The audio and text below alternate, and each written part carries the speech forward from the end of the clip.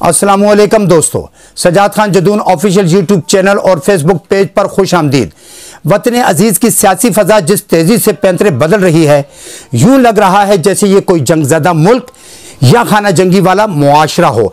एक तरफ तमाम ओपोजिशन जमातें 8-10 माह पहले वाली पोजीशन पर आ गई हैं, दूसरी तरफ हुकूमत और उसकी चंद इत्तेहादी जमातें हैं, वो भी हुकूमत से गैर मुतमईन लेकिन साथ चल रही हैं, जबकि ओपोजिशन जमातों के दरमियान बेएतमाद का फुकदान दिखाई देता है। अलबत्ता जमात इस्लामी फिल वक्त ना हुकूमत के साथ है और ना ही ओपोजिशन इत्तेहाद के साथ। उनके बयानात हिज़्ब इक़्तिदार और हिज़्ब इख्तिलाफ दोनों की मुखालफत में आ रहे हैं।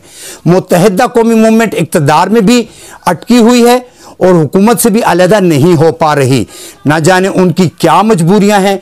इसी तरह मुस्लिम लीग का भी हुकूमत की इत्तेहादी है, उनके भी हुकूमत से सख्त तहफ़्फ़ुज़ात हैं, लेकिन वो हुकूमत छोड़ने से इनकार के मौके पर सख्ती से कायम हैं। 7 फरवरी को पाकिस्तान पीपल्स पार्टी पार्लियामेंटेरियन के सदर आसिफ अली जरदारी ने चौधरी शुजात हुसैन की इयादत के मौके पर उनको पेशकश की कि अगर वो हुकूमत से बाहर हो जाएं तो उन्हें पंजाब में बड़ा ओहदा भी दिया जा सकता है। यकीनन उनका इशारा वजारत आला या पंजाब की सदारत की तरफ होगा, लेकिन चौधरी साहब ने हर तरह की पेशकश को ठुकराते हुए वाज़े अल्फाज में मना कर दिया और कहा कि उनका हुकूमत के साथ 5 साल का मुआहिदा है जिसे वो किसी सूरत नहीं तोड़ सकते। दोस्तों, आज के सियासी माहौल में जब इत्तेहाद बनते टूटते रहते हैं, अपने अपने मुफादात के पेश नज़र इखलाकियात को भी पसे पुष्ट डाल दिया जाता है। ये बहुत आला मिसाल है कि चौधरी बरादरान अपना अहद निभा रहे हैं और बदले में हर तरह की पेशकश को भी ठुकरा रहे हैं। मैं समझता हूं डगमगाती हुई कश्ती से हर एक कूदने की फिक्र में होता है। उस लम्हे कदरे बेहतर कश्ती मुयस्सर आ जाए तो कौन होगा जो कश्ती बदलने में देर न करे। लेकिन इस जमाना साज दुनिया में भी ऐसे अफराद मौजूद हैं जो लालच और मुफादात के लिए कश्ती नहीं बदलते, और इसकी दुरुस्त और बेहतरीन मिसाल चौधरी बरादरान हैं। वैसे भी दोनों भाई मोहब्बत, इखलाकियात और वफा की अलामत हैं। ऐसे लोग अब खाल खाल रह गए हैं। अल्लाह ताला उनकी सेहत और ज़िंदगी में इजाफा फरमाए और मुल्क व कौम के लिए उनसे मजीद काम ले। दोस्तों, तीसरी जानिब बलूचिस्तान अवामी पार्टी भी हुकूमती रवैये पर सख्त नाला दिखाई देती है, लेकिन फ़िलहाल इत्तेहाद का रिश्ता बरकरार है। हुकूमत और अपोजिशन इत्तेहाद के दरमियान सियासी महाज आराई, बल्कि यूं कहना चाहिए कि इक़्तिदार की रसाकशी जोरों पर है। हिज़्ब इख्तिलाफ हर कीमत पर, चाहे उनके इस तर्ज अमल से कोई तीसरी कुव्वत ही फ़ायदा क्यों ना उठा ले, इमरान हुकूमत को चलता करने के लिए तैयार बैठी है। ये सब इमरान खान को अपनी सियासत के लिए ख़तरा समझते हैं। इस वक्त मौलाना फजलुर रहमान, नवाज शरीफ और आसिफ अली जरदारी ने इमरान हुकूमत के खात्मे को अपनी अना का मसला बना रखा है कि हर सूरत में वज़ीर आज़म और आवाम को ये दिखाना है कि वो ऐसा किसी भी वक्त कर सकते हैं। नवाज शरीफ और जरदारी खुद को मौजूदा सूरत हाल में सियासत से तकरीबन आउट ख्याल करते हैं और ख़ुद को फ़हाल करने के लिए कोई भी खेल खेलने से उन्हें कोई बाज नहीं रख सकता। जबकि सियासी बसीरत का तकाजा है कि हुकूमत को अपना वक्त पूरा करने दिया जाए ताकि हुकूमत या बुरी तरह नाकाम हो जाए या अपनी कारकर्दगी बेहतर कर सके। ओपोजिशन जमातें जब हुकूमत को बुरी तरह नाकाम समझती हैं तो फिर मुकम्मल नाकाम होने के लिए उसे मजीद वक्त देने पर क्यों तैयार नहीं, जबकि पिछले 3.5 साल में ये हुकूमत को टफ टाइम देने में भी कौन सी कामयाबी हासिल कर सके हैं जो अब हासिल कर लेंगे। चूहे बिल्ली के इस खेल में हुकूमत और ओपोजिशन ने सिवाय घाटे और खिसारे के कुछ हासिल नहीं किया। ना हुकूमत अवाम को रिलीफ दे सकी है, ना हिज़्ब इख्तिलाफ अवामी मुफादात में अपना किरदार अदा कर सकी है। अवामी मुफादात के बरअक्स अगर हुकूमत चल रही हो तो ओपोजिशन उसके रास्ते की रुकावट बन जाती है। ऐसा सिर्फ तरक्की याफ्ता ममालिक में ही नहीं होता, लेकिन तीसरी दुनिया के ममालिक में भी हिज़्ब इख्तिलाफ मुल्की और अवामी मुफादात को अहम समझती है और ऐसा म्याना रवि का अंदाज अपनाया जाता है कि ना हुकूमत को खतरा हो ना निजाम को, और अवामी फलाह के काम भी होते रहें। हम इस सिलसिले में पड़ोसी ममालिक पर भी नजर दौड़ा सकते हैं जिनमें भारत, ईरान, बांग्लादेश, श्रीलंका, नेपाल जैसे ममालिक भी हमसे सियासी रवैयों में काफ़ी बेहतर हैं। वो अपनी अपनी हद में रहकर काम करते हैं, सिर्फ ज़ाती अना के खौल में बंद नहीं रहते ताकि निज़ाम चलता रहे। यहाँ तो निज़ाम ही लपेट दिया जाता है और बाद में हाय हाय होती रहती है। जमहूरी तसलसल ही की वजह से भारत और बांग्लादेश की इकॉनमी और फी कस आमदनी हमसे बेहतर है और हम पहले मुल्क चलाने के लिए अमेरिका पर इन्हिसार करते थे, अब चीन के सामने हाथ फैला रहे हैं और इसके साथ साथ IMF, वर्ल्ड बैंक, एशियाई बैंक और अरब ममालिक से भी भीख मांगते रहते हैं।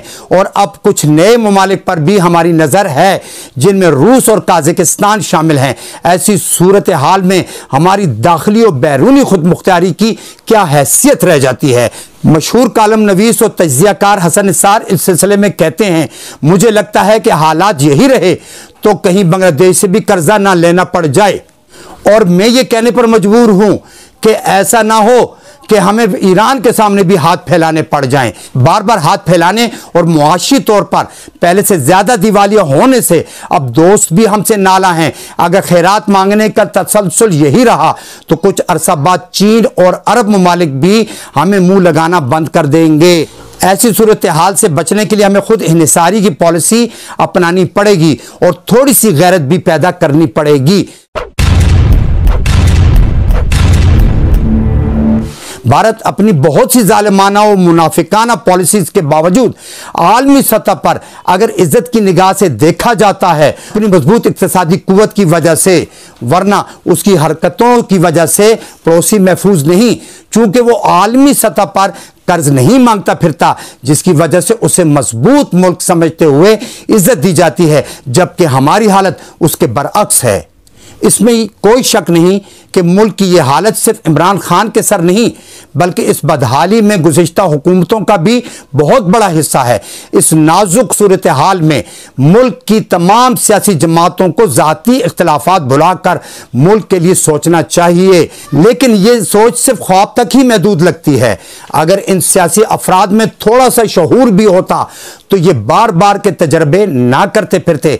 पाकिस्तान को अल्लाह ने बेहतरीन आबो हवा, कुदरती हुस्न से माला माल इलाके और दिफाई तौर पर मजबूत बनाया है। इसके साथ साथ अफरादी कुव्वत, मादनियात और हुनरमंद कौम से भी नवाजा है, लेकिन फिर भी हम नाकाम हैं। आखिर कोई तो वजह है जिस पर तवज्जो देने की ज़रूरत है। पाकिस्तान में करप्शन और सिफारशी कल्चर अपनी इंतहाओं को छू रहा है और न कोई ये बात तस्लीम करता है, न ही मेरिट पर इनके खात्मे पर कोई तवज्जो देता है। बदउनवानी करोड़ों में नहीं अरबों में होती है, निशानदेही भी होती है, मुकदमात भी कायम होते हैं, लेकिन बरामद कुछ नहीं होता। उल्टा बदनामी हो जाती है कि इंतकामी कार्रवाई हो रही है। मुकदमा मेरिट पर बनना चाहिए जो अक्सर नहीं होता। फैसला मेरिट पर होना चाहिए जिसका सोचना भी मुहाल है। हर चीज़ हर काम में मेरिट का कत्ल और बदउनवानी से असल मुजरिम बच जाते हैं और इर्द गिर्द के बेमकसद अफराद को धर लिया जाता है और मामला ठंडे पड़ जाने पर उन्हें भी छोड़ दिया जाता है। हमारे यहाँ तमाम इदारे और महकमे सियासत ज़दा हैं। इन इदारों के सरबराह या ब्यूरोक्रेट और दीगर किसी न किसी बड़ी सियासी जमात से करीब होते हैं और जब जिस जमात की हुकूमत होती है वो पहले वालों को धक्का देकर अपनों को नवाजती है, उन्हें बड़े बड़े ओहदों पर बिठा दिया जाता है। तमाम अफसरान मुल्क के लिए नहीं बल्कि शख्सियात और सियासी जमातों के मुफाद में काम करते हैं, तो फिर किस तरह बदउनवानी और नाअहलियत का खात्मा हो सकता है। इदारे ही इदारों और महकमे ही महकमों के आड़े आएंगे तो काम किस तरह होगा। हर मुजरम बच जाता है। अगर नवाज शरीफ ने करप्शन नहीं की, जरदारी ने लूटमार नहीं मचाई, शहबाज शरीफ बदउनवान नहीं है और हुकूमत के बाज़ वज़रा मुल्क को लूट खसूट नहीं रहे, तो फिर बदउनवानी का खात्मा क्यों नहीं होता। पहले भी कुछ अच्छा ना था, अब भी क्या तब्दीली आई है। अब मैं आवाम से सवाल करता हूं कि आप कब तक बुरे और अच्छे के दरमियान फर्क करने वाले बनेंगे। जब मुल्क नहीं रहेगा तब। इन इन खुतूत पर जरूर सोचिए, क्योंकि ये आपका मुल्क है और आप ही इसकी फिक्र कर सकते हैं। जिनका सब कुछ मुल्क से बाहर है, उनको भला क्या पड़ी है इस मुल्क की? वो तो सिर्फ हक़ हुक्मरानी जताने की गर्ज से इस मुल्क से ताल्लुक रखते हैं। आइए हम सब मिलकर अपने वतन के लिए सोचें और इस जालिमाना खुदगर्जाना निज़ाम को अपने बलबूते पर दुरुस्त करने की कोशिश करें, और इब्तिदा इससे करें कि आइंदा सियासी गुमाश्तों के चुंगल से बाहर निकलने की कोशिश करेंगे और जिंदाबाद और मुर्दाबाद के चक्करों से भी बाहर निकलेंगे। अगले प्रोग्राम तक के लिए इजाजत दीजिए। अल्लाह हाफिज।